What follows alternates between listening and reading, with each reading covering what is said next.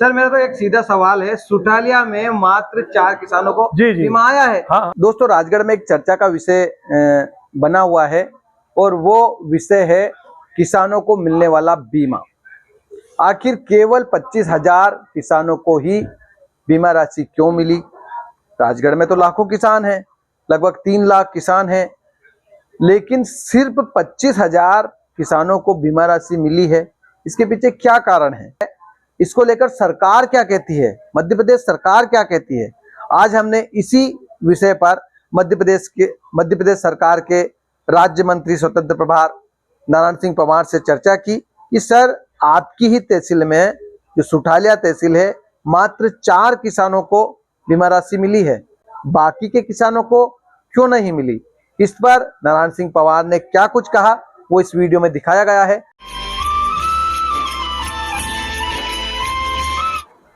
Sir, Rajgarh के किसानों के मन में एक चर्चा है, पूरे राजगढ़ में चर्चा है, हमारे जिले में जो खरीफ 2025 का जो बीमा आया है वो कई किसानों को नहीं मिल पाया है। इसके लिए सरकार की क्या तैयारी है, मतलब क्यों नहीं मिला, क्या है, थोड़ा बताएं। देखिए, बीमा ऐसी वस्तु है जो सर्वे के आधार पर जिन किसानों का रकबे का नुकसान होता है उसका आकलन होता है। जब फसल की तैयारी होती है तो 3 प्रकार एजेंसियां सर्वे करती है। सैटेलाइट सर्वे भी इसका होता है कंपनी के द्वारा, ग्राउंड सर्वे भी होता है, राजस्व विभाग सर्वे करता है, कृषि विभाग सर्वे करता है, और जो आनावारी फिक्स होती है उसके अलग डांस होते हैं।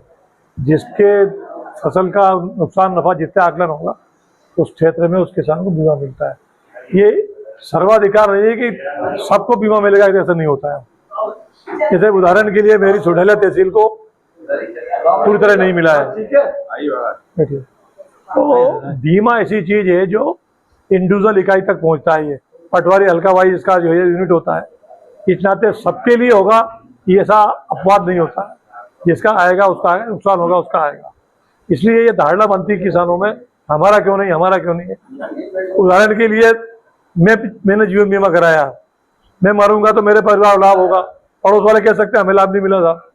तो बीमा जो है सब जगह एक साथ संभव नहीं रहता है। सर मेरा तो एक सीधा सवाल है, सुठालिया में मात्र 4 किसानों को बीमा आया है। हाँ। तो बाकी को कब मिलेगा या नहीं मिलेगा? नहीं मिलेगा। प्रीमियम तो कटा है सर। प्रीमियम तो कटेगा, तो प्रीमियम तो जीवन भर कटेगा।